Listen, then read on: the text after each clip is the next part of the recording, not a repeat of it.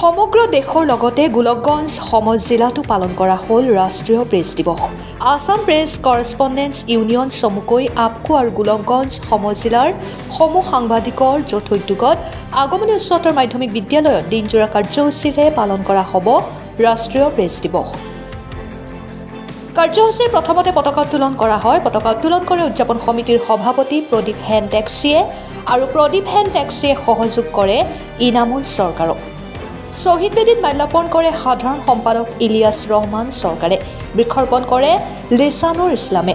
10 বজাৰ পৰা ছাত্ৰ ছাত্ৰীৰ মাজত বাতৰি লিখন প্ৰতিযোগিতা, বাতৰি পঠন প্ৰতিযোগিতা, চিত্ৰাংকন প্ৰতিযোগিতা অনুষ্ঠিত হয়।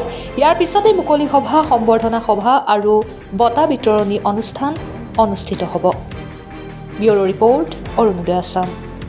কৰেছপণ্ডেণ্ট ইউনিয়ন চমুকৈ আপকোৰ ধুবুৰী জিলা সমিতিৰ লগতে গোলকগঞ্জৰ সমজিলাৰ সমূহ সাংবাদিকৰ যৌথ উদ্যোগত আজি আগমনী উচ্চতৰ মাধ্যমিক বিদ্যালয়ত আমি একদিনীয়া বৰ্ণাঢ্য কাৰ্যসূচীৰে ৰাষ্ট্ৰীয় প্ৰেছ দিৱস পালন কৰিবলৈ লৈছোঁ। ইতিমধ্যে আমাৰ ফ্লাগ হোষ্টিং লগতে শৈত্যপৰ আৰু গছপুলি ৰোপণ হৈ গ'ল। এতিয়া আমি আগবাঢ়িছোঁ আমাৰ মুকলি সভা, সম্বৰ্ধনা সভালৈ।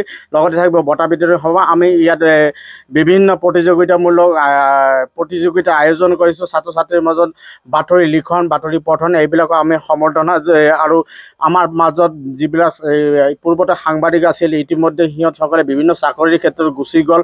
এতিয়া সাংবাদিক আমাৰ ক্ষেত্ৰখনত নাই। সিহঁতসকলক আমি 10 গৰাকী বাছি লৈ আহিছোঁ। সিহঁতক আমি আজি সম্বৰ্ধনা জনাম। লগতে আজিৰ দিনৰ সংবাদ সংবাদ মাধ্যমৰ যি গতিবিধিৰ ওপৰত এটা আলোচনা চক্ৰ আয়োজন কৰিছোঁ। আলোচনা চক্ৰ বিভিন্ন স্থানৰ পৰা বিভিন্ন বুদ্ধিজীৱীক আমি আমন্ত্ৰণ কৰিছোঁ। সমূহ ৰাইজক আমাৰ সমগ্ৰ কাৰ্যসূচীত অংশগ্ৰহণ কৰাৰ কাৰণে বিনম্ৰ অনুৰোধ জনাইছোঁ।